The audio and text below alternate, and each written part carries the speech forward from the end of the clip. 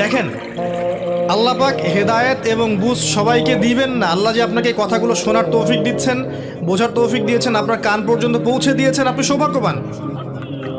আল্লাহ পাক সবাইকে সুযোগ দিবেন না। 1999টা মানুষ জাহান্নামে যাবে,